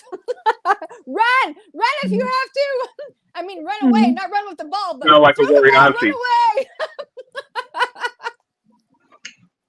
Just don't get hurt. I don't know. This weekend is like a scary game, and it could, like literally anything could happen. Literally, it's just gonna be like a what the fuck. There's no, it's just like everyone's just watching. Okay. Go ahead, Amp. My main concern is that Coach McDaniels Coach McDaniels is going to outcoach Evil Puss. You think so? You know what I'm saying? It's not rocket science. It's not rocket science from this point. You know what I'm saying? He's going to get outcoached again. And like, I've never been a fan of Coach McDaniels. You know what I'm saying? Ever. You know what I'm saying? But I believe he's just a little bit smarter. Matter of fact, I know he's smarter than Evil Puss when it comes to running a team. So that's my concern. Okay. My concern is the old line. Well, is their pass rush. And even if I don't know all the pass rushers on the Raiders, I know who the hell Max Crosby is. And when you double team or you put too much focus on Max Crosby, then sometimes those other guys, those less heralded guys, sometimes those guys also show up and they ball out. They haven't turned the ball over at a great clip, but their defense statistically has played much better than people believe they have.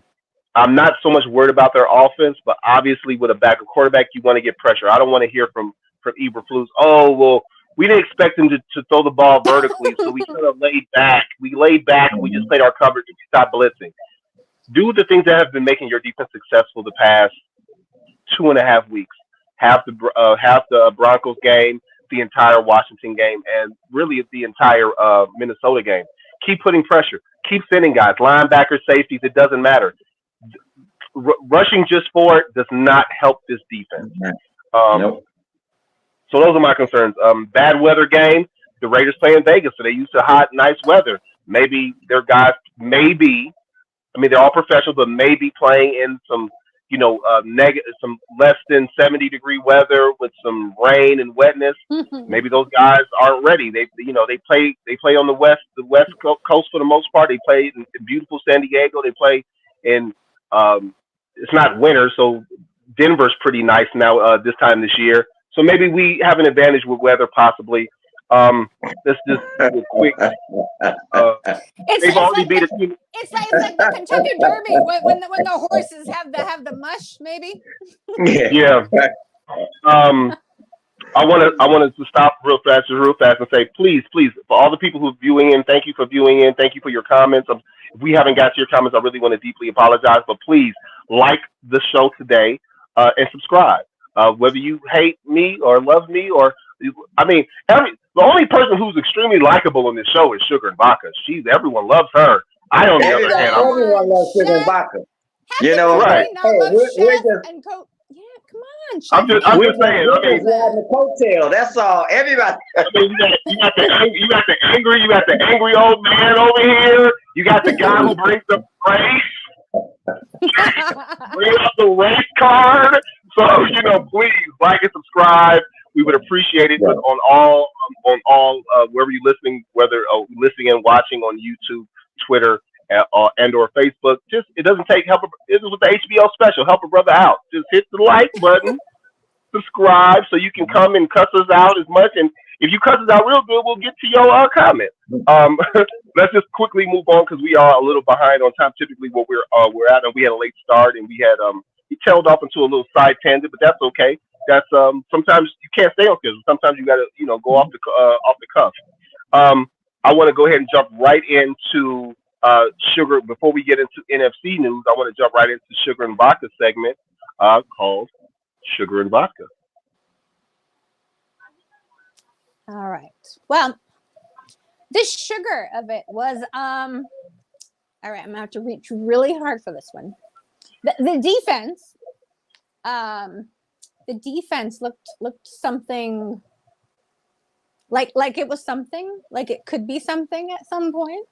Not really something, but it could be something at some point. Now, if that changes, then that's the issue. But we'll see about that. And let me see. Is there anything else that was good about it? I can't really say that there was. The vodka part, obviously, was the bad snaps. The bad coaching. So I know you didn't want me to mention the coaching, but how can you say they showed us a defense? I'm still stuck on it. I'm sorry. They showed us a defense that we've never seen. What are you talking about? How can you be a professional coach and say that? Well, they showed us something we've never seen. And then Justin Fields, yeah, well, he read the first part. He read it good, but he just didn't know what to do after. And he should have cut right, but he didn't. So he did the first part correct, but the second part needs to be worked on. Again, like, who says that, and what does that mean exactly?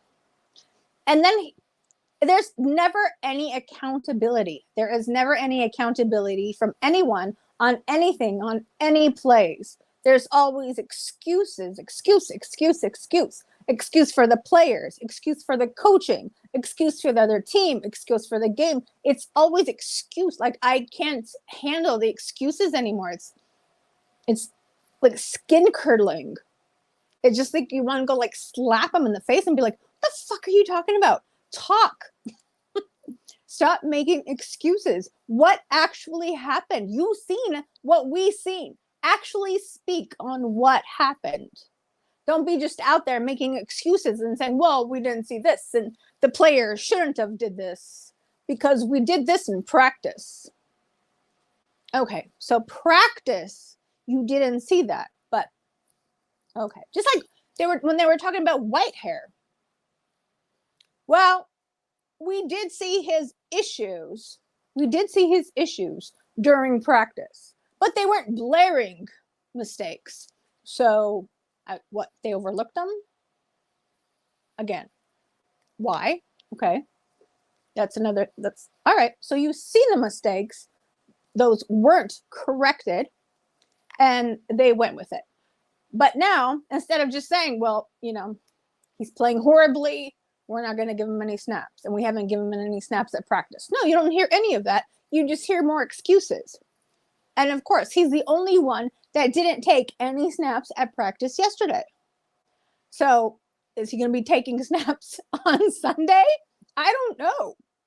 And just, again, with this coaching staff, even though he didn't take any snaps at practice, he could very well be in the game, the one being taking snaps. And then they'll be like, well, we wanted to, I don't know what the fuck they'll say, but we wanted to rest him and we wanted to give the other guy some practice. That way he can get, like I said, anything they say makes no sense at this point. And I'm just at a loss. And I'm just like sitting here like, and these are our coaches, NFL coaches. But nobody knows what the fuck is going on. We've seen it at practice. But it wasn't, it wasn't a blatant mistake. But it was there. We did see it. It was, they said it wasn't glaring. It wasn't glaring, whatever that means.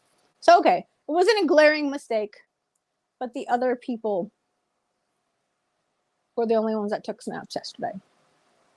But again, I would not be surprised at all if Cody Whitehair is in the game Sunday and the other ones that took all the snaps at practice to improve won't be in. And I think that's all I have to say on that. And that is the sugar and vodka moment. I promise I love that. Like you were like, wait, saying what the fuck? What? It was so much that I was like, yo, that shit lit. Like that shit was on point. He didn't take any snaps because we were resting him, but we were on playing the game. Even though if he takes a snap Sunday, I'm gonna lose my shit. I'm going to lose my shit. If he takes a snap in next Sunday's game, Amp, the amped up segment might be both of us. It might be both of us. You hit it on the head, Sugar Baku. You hit it on the head, baby. That was it. That was outstanding. But, yes. Just a quick update on some NFC North news. Once again, it's like Bizarro World here. The Detroit Lions are 5-1. The Green Bay Packers are 2-3. The Vikings are 2-4 because we fucking lost to them, and we are 1-5. The Detroit Lions, I don't care about their history right now. Unfortunately, they are like top 10 in offense and defense. Man Campbell has got this team playing amazingly. I'm sorry. I didn't want to admit it. I said it last week. Like I had to see it. I seen it. They're real. They're real. I see what's going on, but I won't admit it. But I did see thing today from Fox NFL saying they're arguably the best team in the NFL, not the NFC, the NFL. And I was like, so okay, just wait before we get there.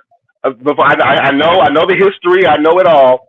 There are no more undefeated teams. Philly and San Francisco lost. Philly and San Francisco lost the teams that they shouldn't have lost to. But I keep telling people it's the NFL.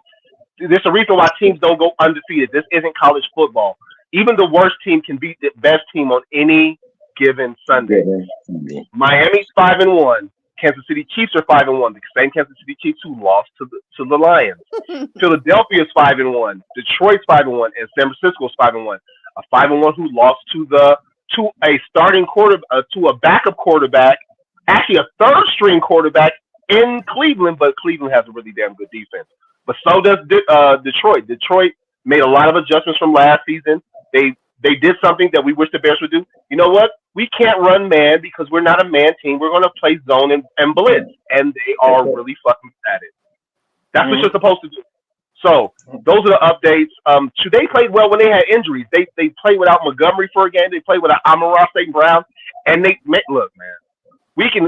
Everyone in sports, the football world cracked a bunch of jokes on Dan Campbell when he talked about we're going to be gnawing at kneecaps, biting at kneecaps. I watched that. I watched last year's the HBO show. Last year's Hard Knocks. I watched last year's Hard Knocks. And I ain't gonna lie. I was like, yo, I play for that motherfucker. I want to play for that guy. If I was a player, I would want to play for him. I'm more with that biting at the kneecaps than this hits theory. Because like this hits thing ain't working. It's not working. So maybe we should start biting some kneecaps. You know what I'm just saying. I just turned on the Thursday night game. Okay, they're just the fourth quarter's still going on. Okay, so what I want to do real fast. I know we're behind. But we're trying to catch up. We're speeding this up as much as we can. We are approaching the 8 o'clock hour Central Time. We had a whole lot of comments tonight so far. So I just want to go back to a few of them. Crooked Commish is our producer tonight. He's been doing an outstanding job. We've had a lot of comments from Warren Smith. Let's see. Warren Smith says, not just out of 3, but the management forced him. Okay, I'm not sure what that's relative to Chicago. Matt hitting the pin. That feels won't need. Oh, there's an update. Paris Hall says that they say Justin Fields won't need surgery. That means they won't put him on IR, so he may only miss 1 or 2 games. Okay, that's what speculation is about. Okay, because if they have to have surgery, if you have surgery, you're gonna miss a month. So that's 4 games. Yeah, at least 4 games. Yeah. Sugar and vodka is the best. Thank you. First and 10 with Foz. Not angry old man from Prince Anna Brooks. I hope I'm saying that right. Prince Anna Brooks. I've never seen her comment on the show, but thank you for your comments. Please like and subscribe. Crazy Aces is always hitting us up with Amp is Amp. Yes, he was on his segment. Los Cosme 09. That's my son, Carlos. Oh, okay. That's there we go. That's my oldest son. Oh, that's why he says tell him, Pops. Okay, I thought he was being facetious, but no, he really meant it. Okay, I got you. Warren Smith commented earlier, said, damn, Crosby's going to have a field day. We hope not. Crooked Commish says, Easy and I back this week. All right, okay, Sugar wasn't having, I'm not sure what that was about because I'm going backwards. Let's see, Tyler Hunley. Yes, Tyler Hunley is the backup for the Ravens. Bear Lissimo said, same. Oh, when I was going about my rant, my mini rant about the different aspects of the Tyson Bagent starting. There was a segment of fans back in the day who wanted Brock Forsey to start over Anthony A-Train Thomas. That's true. That's true. Like, why are you like this? Fans who are like that, like, wow. Why are you like? What is it about these? And it's all. I'm sorry. I'm going to say it again. It's always these alleged It's coding. You know what, Coach Chef? They never talk about the talent. It's the same thing. Think back. I know you remember this. Cal Orton and Rex Grossman. Cal was nice though. He just was a rookie. Yeah. But my point is, everybody wanted Orton to play. Everybody wanted Orton to play. He's a backup. He was a backup. Remember? That dynamic was slightly different because both those guys were Division I quarterbacks. Like I wanted Rex because Rex had the bigger arm. I want to see the talented guy. I want to see the guy who's talented. I want to see the guy with the big arm who's going to throw deep touchdowns. I don't want to see the check down Charlie guy. I'm sorry, I don't. Now, if you can be an amazing check down Charlie, Alex Smith, you could spend your career with a winning record, checking the ball down and making plays here and there, but never throwing for 4,000 yards. That's great. But you only do that when you have great coaching. Alex Smith didn't win. He only won under two coaches. One was Andy Reid, and the other was a guy who Bears fans wanted to coach, and Jim Harbaugh. Like, if you want to have those guys, you have to have great coaching.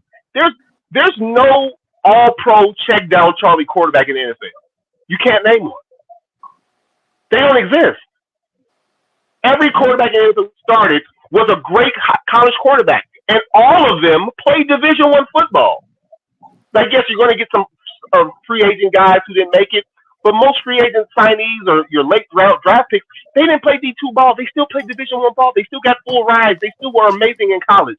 I'm not saying I don't want the kid to be successful, but I just don't understand the mindset of some fans, the quote unquote the Joe Beer Keg 6-pack, whatever you want to call them, who's so enamored with these D2. And I play D2 ball. I play Division II ball. So but I'm saying, like, I don't look. If you want look, I'm a fan of the USFL.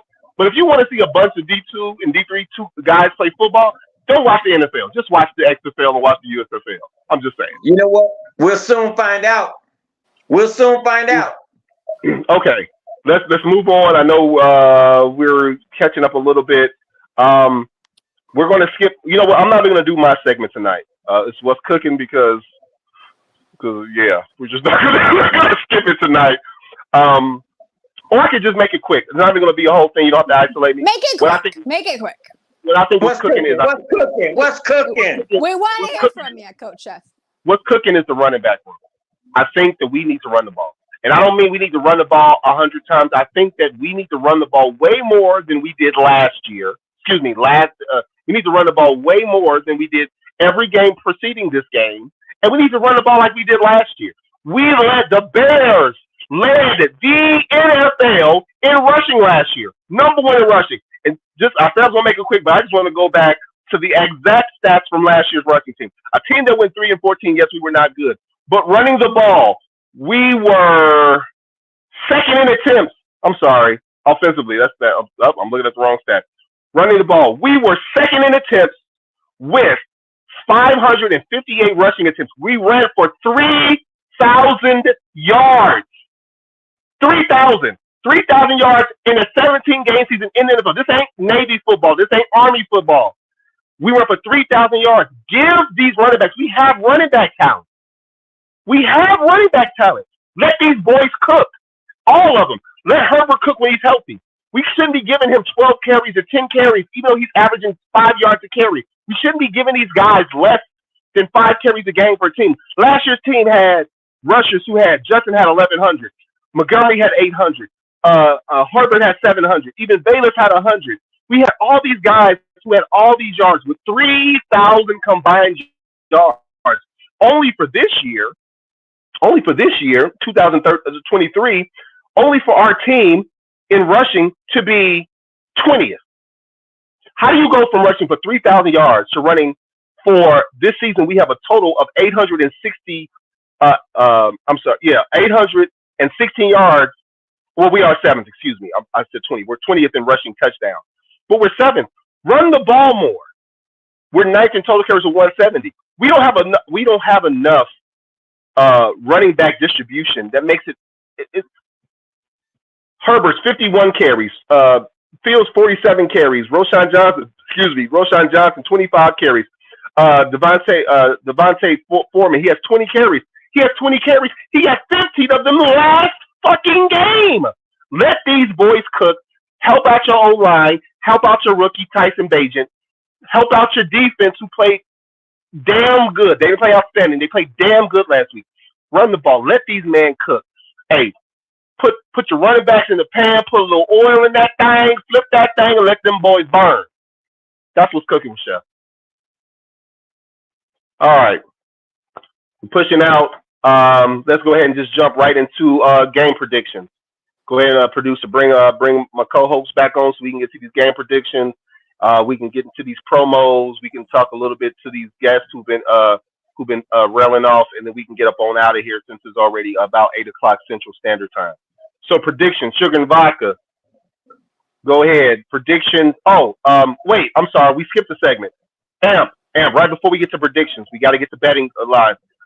Betting segment with Chef, with Amp and me, but Amp is going to lead it on. I'm just going to give a parlay that I would put forth this week. I got what you got? The spread is the Raiders -3.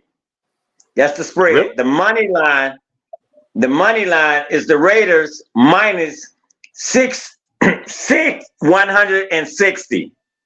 Okay. So if I bet with the Raiders minus the 160, if I bet $50, I win $81.25.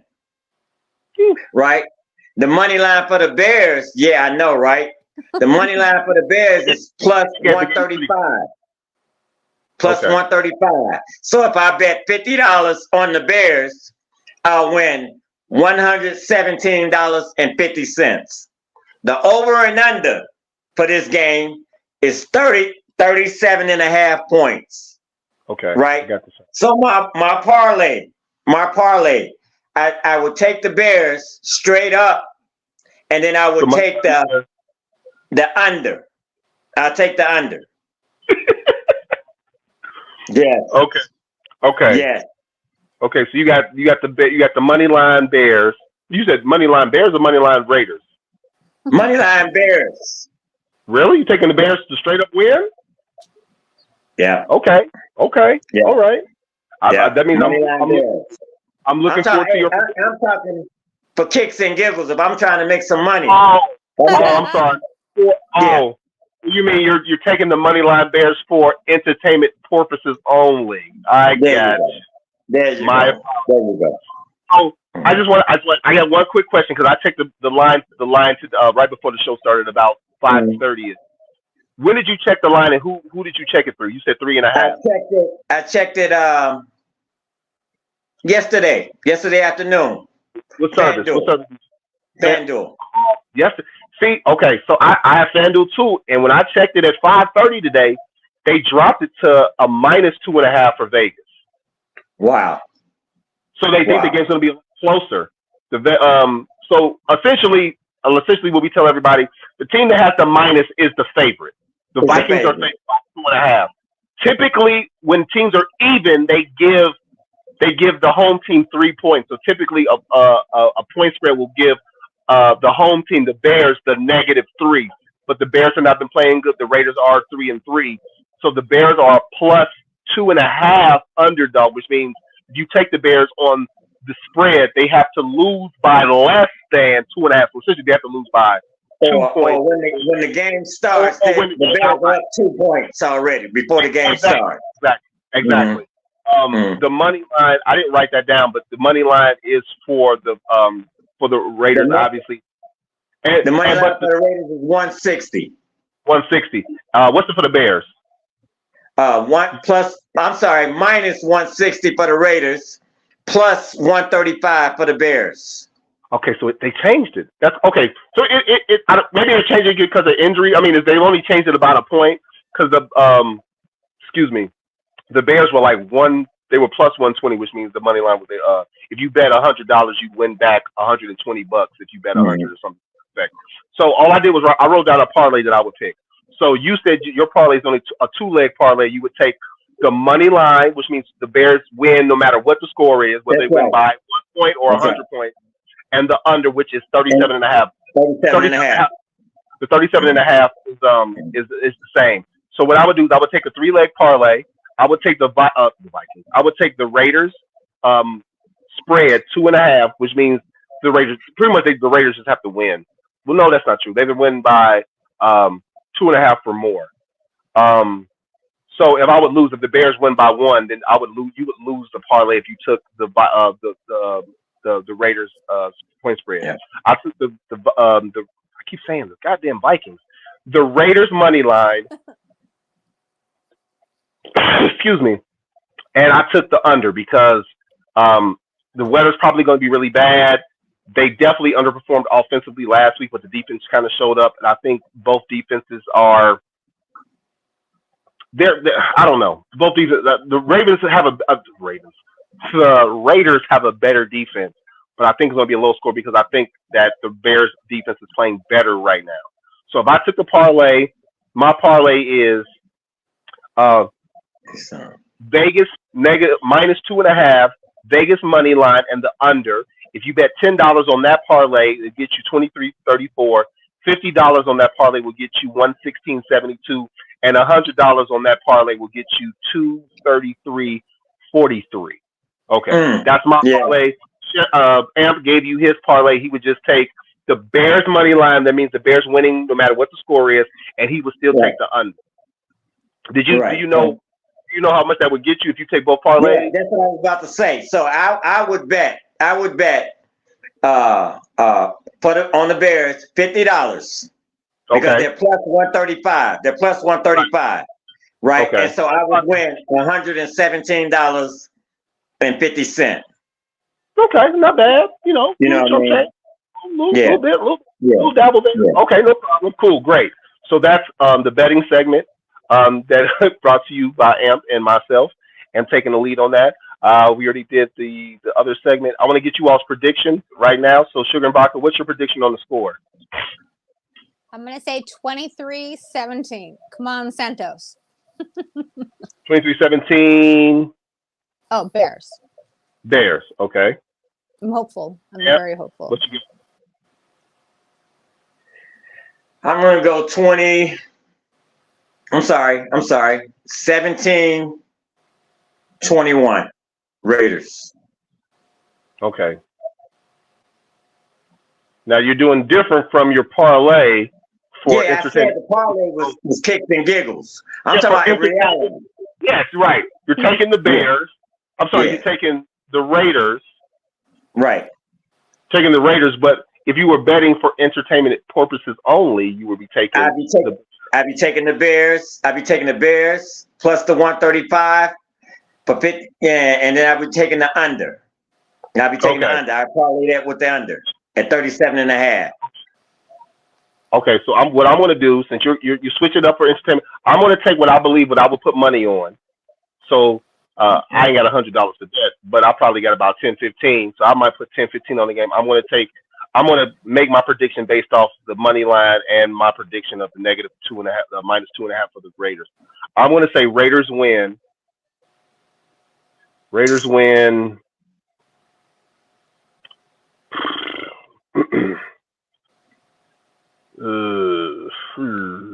Spit it out.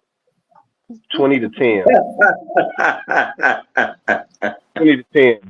I get the Raiders. No. I take that back. 2013. Santos gets another field goal. 20-13 Raiders. We already weren't playing well with Justin last week, although we were playing well the previous 2 weeks. They have a better defense. We have a lot of turnover to offensive line, injuries, running backs, and everything. Although no matter what, I think we should run the ball. But even with a bad offensive line, running the ball should be a lot easier than pass blocking, especially with our zone system. So that's what I have. You would think. I'm counting on Santos being the player of the game. Okay, all right. You almost sound like an Iowa fan who they love their punter because when he averages 8 punts a game, they win. God, if Iowa Hawkeyes football makes it to the college football playoff, oh my God, it's gonna be the worst thing ever. Anyway, let's go ahead and Sugar and Baca, can you hit us with those Chicago Clubhouse Podcast Network promos again, please? Yes. Everybody tune in, subscribe, like, watch, complain, bitch, do whatever the fuck you want to do, but just get here. Monday night, 6 p.m. Central Standard Time, CCP Fantasy, hosted by the Crooked Commish. Tuesday night, 8 Central Standard Time, Chicago Clubhouse Podcast, hosted by T-Nick himself. Who doesn't want to watch him? JB, Foulmouth C, and Frank the Tank. Wednesday, it's She Said What She Said, which will be coming back with host Sherry Green. Again, looking forward to that coming back. Thursday night, I mean, I don't know. It's the best out of the group. Just what I'm saying. You know, just saying.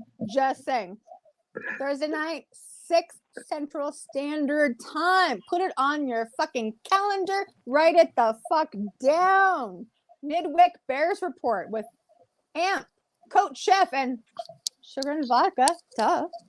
And Friday night, 8 p.m. Central Standard Time. Easy Does It, hosted by Easy. Yes. Thank you very much, Sugar and Vodka. Right before we close out, there was a comment that we didn't hit. 7 Central Fantasy. Oh, yeah, 7 Central Fantasy. That was Coach Smith. He's also producing, FYI. His show is Monday, 7 p.m. Central, which means if you happen to live on the East Coast, that would be 8. No, I'm sorry. That would be 6. That's 6. No. 6 o'clock. No. Eastern time is ahead of us. So it'd be 8 Eastern, 7 Central, and then on the West Coast, it would be 5:30? 5:36? 5:36. Okay. Because I know he's out in the Southwest himself. Okay, so right before we completely get out of here, Coach Commish, can you go up and find the comment that we can all respond to really fast, as fast as we can make it, from Crazy Ace TV? It's a comment where he says, did you see the question that T-Nick put up yesterday? What type of quarterback the Bears need? He said he doesn't think it matters because the line is still garbage. And then his other comment was, why would you get Caleb Williams if it's skill set? So I heard a lot of Bears fans who've been wanting Caleb Williams, but super Fields fans like us will say, well, he had a really shitty game versus Notre Dame. We shouldn't draft him. First of all, everyone has a bad game at every level. So, like, Caleb Williams is not a worse prospect because he threw 3 interceptions versus Notre Dame, who's the top defense. So he's still the best quarterback coming out if he decides to come out this year. So my question real fast, just trying to keep it each, I guess, about 90 seconds. Okay. If you were the GM, even though technically Fields still, they don't have to sign him for his 5th-year option until next year, but he has a guaranteed next year as a Bear. So he's going to play next year unless they get rid of him, but you're not going to release him because that's too much time to just get rid of him unless you're going to trade him. He has at least 1 guaranteed year left. We're not even going to talk about his 5th-year option. Do you draft, if the Bears finish with their own pick or the Panthers pick top 2, no, they have to finish 1 because 2 is going to be completely different. If you end up with the number 1 pick next year, do you trade it? Do you draft Caleb Williams, or do you draft somebody else? And if you draft Caleb Williams, obviously you have to get rid of the staff. Something I also said last week, I said that if this coaching staff goes 7-10, everyone is safe. Well, not everyone. I said Eberflus is safe. I don't think it matters at this point. I think that Eberflus and this whole coaching staff is gone. So I'm changing my opinion on that. Sugar Vodka, what do you think about the Caleb Williams and if we get the number 1 pick? If we get it, from whether us having the worst record or the Panthers, what would you do as the GM? Fuck Caleb Williams. Whoa. We have we have so many spaces to fill, and Caleb Williams is not fucking it. I don't give a fuck what anybody says. What did my son say to you, Coach? Coach Chef, I'm with you on the score. Oh, he likes my parlay. He likes my taking the Viking. Holy shit! Taking the Raiders on the money line and the point spread, and taking the under. He also liked my score of 2013 Raiders. I think he just agreeing with my pick, my prediction. Okay. So what do you have to say? What do you think about the Bears if they get the number 1 pick? Whether it's with us being the worst team of the Panthers, would you take Caleb Williams? If we took Caleb Williams, would it matter? with this coach, if we had the same coaching staff, and what would you do? What would you do with the pick? If we got the overall first pick. First of all, if we get the overall first pick, I take it because you remember we have ours and we have Carolina's coming. Right. Exactly. And this is just me. So if anybody can let me have it, you don't agree, you don't agree. So we have a quarterback. It's been 3 years. It's been 3 years. You know what I'm saying? What we don't have is a coaching staff. You know, so I'm saying, I said that to say, take that, what we get, those draft picks, you did parlay that second one, get more draft picks, put the real pieces around Fields, which is the line. Invest in that doggone offensive line. Put pieces around him. Check this out. And we have and you can still go out and get another receiver, because I don't believe Mooney's gonna be here. So, but as far as Caleb Williams, yeah, whatever, man. I won't address that because I'm not with that. You know what I'm saying? We have a quarterback. I don't give a fuck what anyone says. I still want Marvin Harrison Jr. He's a very talented kid. Young man, I should say. Young man is very divisive. Anyway, so if we ended with the top 2 picks, something someone said on a podcast that I listened to recently said that no GM and coaching staff has ever had back-to-back first overall picks and not used them in NFL history. So if the Bears had the overall pick, whether it's from our own record or the Panthers, if they didn't keep it and they traded away, it would be unprecedented in NFL draft history. Now, you have Justin for at least next year. I don't think that you take Caleb Williams, because I don't think even with a new coaching staff, Caleb Williams and Justin on the same team, I don't think any of them make you incrementally better next year if you have a new coaching staff, because you still have the same talent. So it doesn't matter who your quarterback is if you don't put things around him. If you don't structure a coaching staff and a culture and a team around him, it doesn't matter how great physically that kid is if you don't do what you have to do to protect him and to help him flourish as a talent.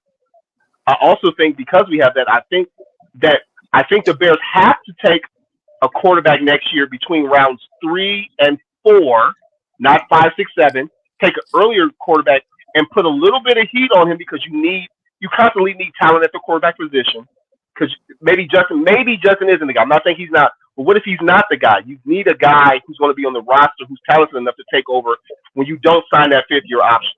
Because if you don't sign the 5th-year option for his 4th year, that means if he has an amazing year next year, whatever happens, if he happens to have an amazing year, guess what? He's going to be in that same thing that happened to Daniel Jones, where you're going to have to sign him to big money because you didn't sign the 5th-year option. So you're going to have to give him an extension if he has an amazing year, or you're going to have to let him go free, whether it's the player tag or whatever it is. So what would I do to bring all that shit full circle? I don't draft Caleb Williams. I don't think that we're going to get the top 2 picks. I keep 1 pick and I trade the other to get more talent, more young talent. It's still unproven, but you get more equity, and you still have a lot of free agency.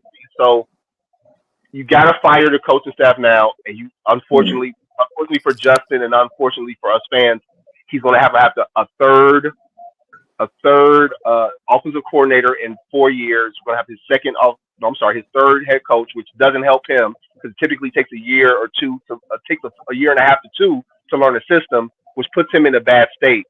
But you got to get rid of the staff. I don't even think getting rid of Getsy is enough.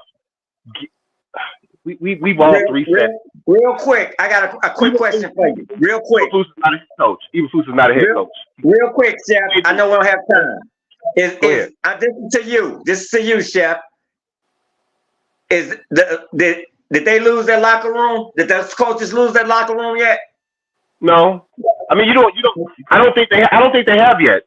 It's still really early. You still got a lot of guys who, if you listen to DJ Moore's interview, if you listen to the guys' interviews, none of the guys seem like they're lost on the season. The only guy who you lost in the locker room was the guy that you shipped out. A guy who went on an interview with I Am Athlete and said that he's a top 3 receiver when he's focused. So are you telling me you haven't been focused the first 3 years of your career? Like, it doesn't match up. He's talking lunacy and craziness now. So the only guy you lost, he's not even on the team anymore. You haven't lost his locker room. Now, I think sometimes as players, the coach you're closest to is your positional coach. So even if you don't believe in your head coach, if you believe in your position coaches, because you're in the room with those guys more than you are with any other coach, then your position coaches are pushing you to produce. And once again, I'm going to say as a player, ex-player, that you got to ball, because if you're not on this team next year, a lot of these guys have 1-year contracts. A lot of these guys are young. You don't know where your next check is going to come from. You can't BS it. You can't blame the coaching staff for you not performing. All you have to do is whatever they ask you to do it to your best of your ability, and hope that if this coaching staff is not here or you're not with the team this year, that you can go somewhere and progress your own career. So as a player, even if I don't believe in them, I still have to be professional enough to do my job, because my career and my livelihood is on the line. So sugar and vodka. Yes. I agree. Thank you. I mean, I just hope that the stuff that Eberflus says in press conferences, he doesn't talk like that to players. That's possible. He does. That's the fucking problem. He does. He does. He does. Oh my God. We won't find out if he's fired. So you're saying he's like Mark? That's why he lost him. It's a group. He's in the whole team 53-man room meeting, and instead of being in front of his players, he's in the back talking to him. You think he's that guy? But players who have played with him when he's a defensive coordinator say he's an outstanding defensive coordinator. He's a smart guy. They trust him. But that goes back. Yes. Then why would he hire a defensive? Why would he hire a defensive? What do they call him? Nepotism, favors. Come on, man. You know better than that. Defensive specialist, right? Yeah. Come on, man. And you're a defensive coordinator, and you hire a defensive analyzer or whatever they call it. I'm like, but you have to hire that guy, because you let go. You hire an analyst or a senior advisor because you fired your defensive director. Your DC's not there anymore, so you have to bring in an extra set of eyes to help you. He hired him because he's hanging by a thread. He's hanging by a thread, and he knows his job is over. It's over. He's not going to fire himself. Bring in a real we need someone with fucking experience. We need someone with fucking experience. Are you telling me if you were running your own accounting agency, and you're in the middle of tax season or whatever, you're gonna fire yourself? If I was that fucking bad, I would just walk out. I'd be like, no, I gotta finish the job. You can't quit. Right. You gotta finish the job. All right, yeah. You gotta finish. I get off more than I can chew. Sorry. You in the middle of breaking my books down for my company, and you're like, you know what? I'm sorry, Mr. Muhammad. It's not working out. I know I'm not doing the job, so I'm gonna leave. And they're getting sued, and the IRS is doing an audit and everything. You're like, I'm out. They're about going to jail. I'm out. Yeah, I'm out. I'm out. Now I'm with the IRS. So where's your accountant? I don't know. She quit halfway through the job. Right. That's fucked up. Which is what he should do. He's like so horrible. We need somebody with actual coaching experience. Actual coaching experience, not fucking subjects. Not a coordinator. Not a coordinator. We need a coach. We need a coach that has coaching experience. Not a coordinator. We need an offensive coach. That's what we need. We don't even need that. We just need somebody with head coaching. Let's get into that next week. We'll make that a part of what. You know what? We'll make that a part of a segment. Who do we want as a head coach next week? We'll do that next week. We're already to be continued. This is the longest. This is the longest show of our 6-episode run. Our producer, Kamish, he's held on with us long enough. I know we've all got things to do. I want to thank everybody who chimed in today. I want to thank both of you hosts. Thank you so much for being with me and helping out. I think that I know it's getting late, T-Nick. I'm closing it out now. I want to shout out everyone. If I can't name you by name, thank you. But please remember, help a brother out. HBO special. Just hit the like and subscribe. If you 2 hours deep, just hit the like. Hit something. even if you hit the dislike, that means that you gave us some feedback. But hit the like. If you held up for 2 hours, hit the like button. Thank you for both of our hosts. Chicago Clubhouse Network. Chicago Clubhouse Network. This is the Midweek Bears Report. Thank you so much. Brought to you by Orange Beer. Like and subscribe. Thank you for all of the shows. Thank you to our producer tonight. Thank you, Sugar and Vodka. Thank you, Amp. And I want to see everyone. Thank you for tuning in, and we're out of here. See you next week. Indeed.